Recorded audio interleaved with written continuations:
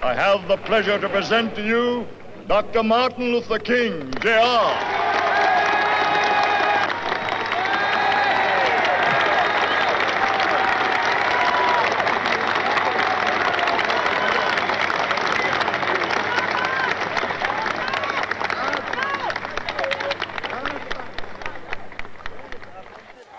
Happy to join with you today in what will go down in history as the greatest demonstration for freedom in the history of our nation.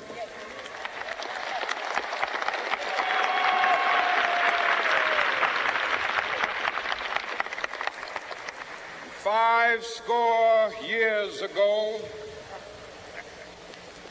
a great American in whose symbolic shadow we stand today signed the Emancipation Proclamation. This momentous decree came as a great beacon light of hope to millions of Negro slaves who had been seared in the flames of withering injustice. It came as a joyous daybreak to end the long night of their captivity. But 100 years later, the Negro still is not free.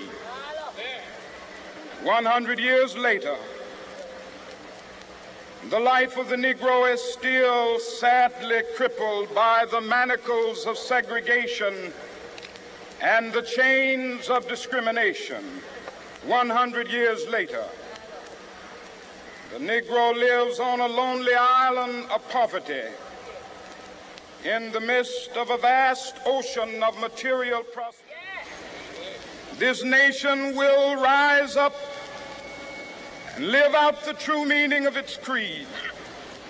We hold these truths to be self-evident, that all men are created equal.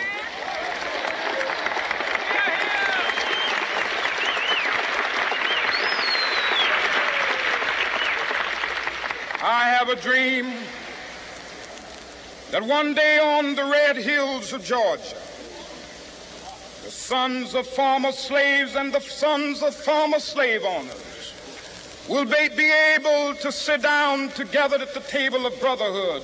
I have a dream that one day,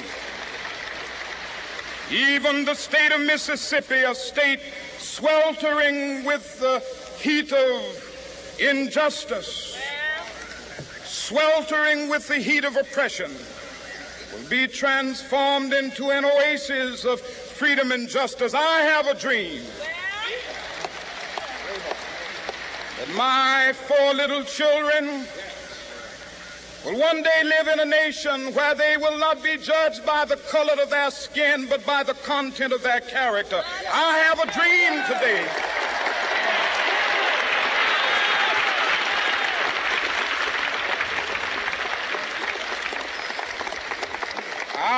a dream that one day down in Alabama, with its vicious racists, with its governor having his lips dripping with the words of interposition and nullification, one day right there in Alabama, little black boys and black girls will be able to join hands with little white boys and white girls as sisters and brothers. I have a dream today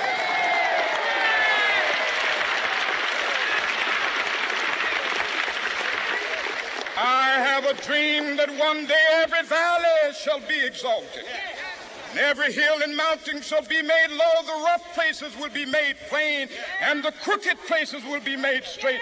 And the glory of the Lord shall be revealed, and all flesh shall see it together. This is our hope.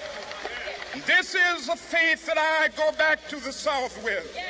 With this faith, we will be able to hew out of the mountain of despair a stone of hope.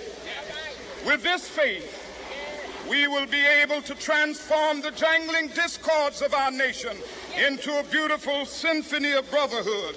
With this faith, we will be able to work together, to pray together, to struggle together, to go to jail together, to stand up for freedom together, knowing that we will be free one day. This will be the day. This will be the day when all of God's children will be able to sing with new meaning, "My country, tears of thee. Sweet land of liberty, of thee I sing. Land where my fathers died, land of the pilgrim's pride. From every mountainside, let freedom ring. And if America is to be a great nation, this must become true. And so let freedom ring. From the prodigious hilltops of New Hampshire, let freedom ring. From the mighty mountains of New York, let freedom ring. From the heightening Alleghenies of Pennsylvania, let freedom ring. From the snow-capped Rockies of Colorado, let freedom ring. From the curvaceous slopes of California. Not only that, let freedom ring from Stone Mountain of Georgia. Let freedom ring from Lookout Mountain of Tennessee.